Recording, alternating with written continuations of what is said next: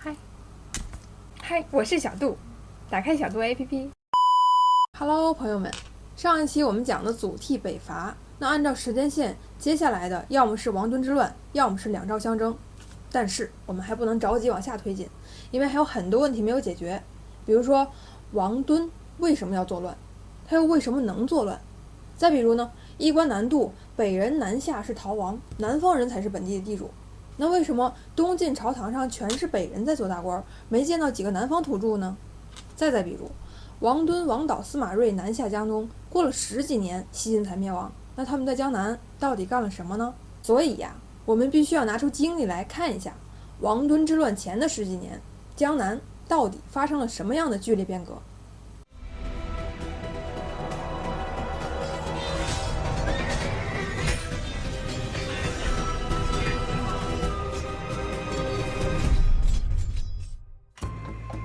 自从西晋八王之乱以来，整个北方打成了一锅粥，宗室王爷、军阀、匈奴人、鲜卑人、截胡人轮番上阵，一直到317年，西晋行将就木的时刻，人们才把目光移向江南。但事实上，不仅北方打得筋骨连天、鸡飞狗跳，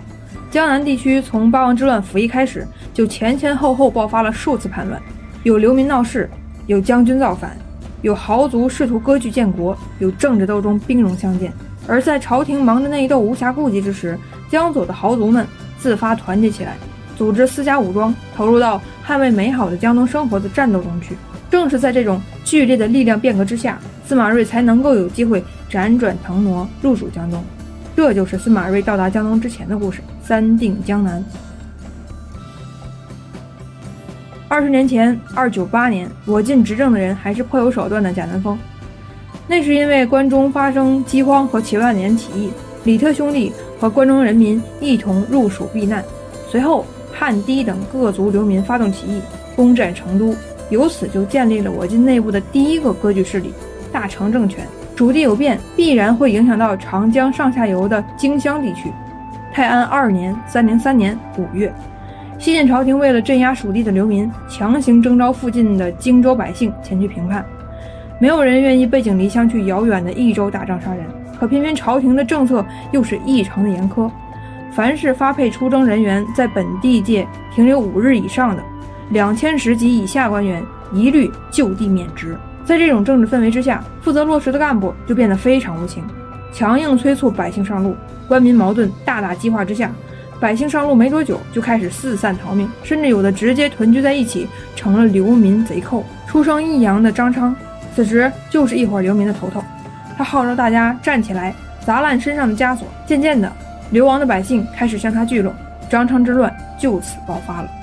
此时是八王之乱最乱腾的时间，对于张昌之乱的镇压，一开始都是由都督荆州的新野王司马欣负责。司马欣和江夏太守龚钦派兵讨伐，但官军根本无力制止。大败朝廷军之后，张昌的队伍进占江夏郡。多年以来，当地百姓饱受苦难，一直希望有圣人出现来解救他们。张昌则利用了老百姓的这种心理，给大家宣传当有圣人出，为民做主，并把山东县的一个小干部冒充为汉朝宗室的后代，让他改名为刘尼，盛装打扮，佩其鼓乐，锣鼓喧天，登基称帝，宣传此人是圣人，能够解救万民于水火。在这种情况之下，将免流域，一跃叛乱3万之众。同时，为了扩张地盘，消灭朝廷军事力量的威胁，流民起义军兵分3路进发。一路由张昌亲自率领，率大军向西进攻长江南北的重镇宛城和樊城，并且在混战之中成功斩杀我晋在这一地区的最高军事长官新野王镇南大将军司马欣。另一路由张昌的部将石斌率领，向东进攻扬州，石斌也成功地击败了扬州刺史陈辉。秦淮人风云起兵进占徐州，响应石斌。还有一路起义军则是继续向南进攻，由将领陈真率领，成功攻占武陵、零陵、豫章、武昌、长沙等地区。至此，起义军已经占领荆、江、徐、扬、豫5个州的大部分地区。然而张昌和流民军虽然打仗有2下子，但是到了治国安民上就开始展示出无力来。他占领的地方，官员任命大多是一些没有管理经验的流民，甚至是品行不端的人。这就导致了他这一政权很难得到百姓的支持。镇南大将军司马欣被杀之后，朝野震动，随即让南门校尉刘宏接任镇南大将军，都督荆州驻军事，主持平叛大局。刘宏老先生对于我晋居功至伟，除了他勤勤恳恳一辈子都在为大晋的事业操劳之外，更重要的是他带出来一个好后生，东晋名臣之一，屡次挽救晋家社稷的陶侃。刘宏走马上任之后，任命南蛮校尉长史陶侃为大都护，向晋陵郡的起义军发起进攻。张昌的起义军力量太过于分散，根本无力应对刘宏、陶侃手下晋军的进攻。即便张昌亲自率军迎击陶侃，但结果依然是被击败，上万起义军被杀，上万起义军被俘。张昌带着亲戚逃窜到深山里，1年后被杀，剩下的部众全部投降。陶侃的表现让身经百战见得多了的刘宏感慨不已。他对陶侃说，当年我做杨护的参军，杨公曾经说他那个位置将来会由我来接任，如今我看到你，我就理解杨公了，我看我这个位置以后是要由你来接任了。另外一方面，在扬州的另一股流民军石兵也不好过，当地的江南大族们本来就指望着朝廷来平定叛乱，结果还没等来朝廷军，自己的家园就要被石兵霍霍完了。在这种情况之下，豪族出身的周启坐不住了，他振臂一呼，四方联络，联合前南平太守王举，二人共同推举吴兴太守顾密为都督扬州9郡军事。此外，一同加盟的人还有贺询，就是后来首先投靠司马睿阵营的贺询，还有一个葛洪，著名道士、道教学者，著名的炼丹家、医学家、科学家，写养生修仙经典名著《抱朴子》，中医经典名著《肘后备急方》的葛洪。但是请注意，此时南方武装并没有得到朝廷的任命，而是豪族们自己推选出来的领袖。那我晋在本地的正统军事力量在干什么呢？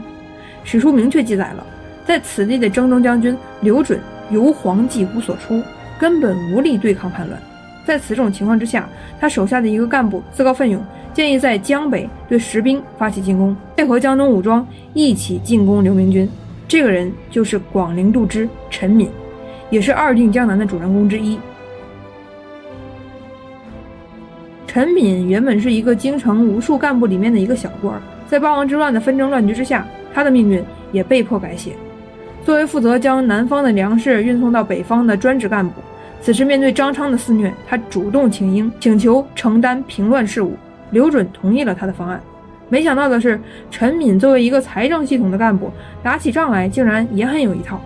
他仅靠着人数不多的朝廷军队，竟然能与人数相差10倍以上的流民队伍反复战斗，屡战屡胜。与此同时呢，江南本土豪族面对破坏他们土豪生活的陈兵，也打出了暴击的效果。江南豪族一方面清理诛杀张昌任命的所谓的地方长官，把基层夺回来；另外一方面，豪族代表周启像他父亲除三害周处一样生猛，临阵斩杀流民军将领羌毒，一举重挫陈兵的势力。在西晋朝廷力量陈敏和江南本土势力周启的联合围剿之下，陈兵的部下反水，斩杀陈兵，率军投降。至此，建康、徐州、扬州全部解放。这就是江南豪族们的一定江南。剿灭张昌残部之后，周启没给朝廷要1分钱的工厂，率领自家的部队回到了老家，继续着同之前20多年一样深居简出、悠然自得的生活。在他看来，振臂一呼，出钱出力讨贼，都是为了自己的利益而干的，没什么值得炫耀和骄傲的。但是有的人就不这么想了。陈敏在战后高高兴兴地升任了广陵相，算是成为了我晋一个正经的中层干部。但是即便此时陈敏只不过是一个中层，他的政治野心却极度膨胀。在朝中还有司马颖、司马雍、司马越等一众大佬的情况之下，他竟然萌发出了割据江东自立的想法。此时朝廷里的争斗还远没到见分晓的时刻，东海王司马越为了和其他皇族成员争权，抛出橄榄枝，征召陈敏为右将军。而陈敏此时却有自己的想法，他给司马越借口说要去募兵，于是离开司马越，南下返回扬州。在路上，他遇到东晋初年另外一个关键人物甘卓。甘卓的曾祖父是著名的锦将军甘宁。多年以来，甘卓在北方郁郁不得志。此时的他受不了北方乱局，正在辞官回乡的路上。本想回家做个富家翁的甘卓，却被野心勃勃的陈敏拉他入伙。陈敏把他割据江东的意图告知甘卓之后，甘卓决定入伙，由甘卓谎称带了皇太帝司马炽的诏命，任陈敏为扬州刺史。从而震慑住江中群豪，用以走出实现割据的第一步。随后局势发展的异常顺利，陈敏派遣弟弟陈辉和陈斌一举夺了江州大部分的郡县，并逐渐准备向长江上游进发。所有人对陈敏的想法都很清楚，所谓的割据之治对江左豪杰来说其实并不陌生，仅仅在20年前，在他们的土地上还是另外一个割据政权江东孙氏。而此时此刻，江中的门阀们意识到，西晋朝廷因为诸王争权，根本无力保障地方稳定，此时正是割据的大好契机。他们希望能够出现一个像孙策一样的人物，割据地方，保障门阀的利益。所以当陈敏起兵叛乱的时候，地方门阀是支持的。那些在几年后投靠司马睿的人，此时都在陈敏手下做事。顾荣做陈敏的右将军，贺询做丹阳内史，周启任安丰太守，前前后后接受陈敏委任的高级干部超过40个人。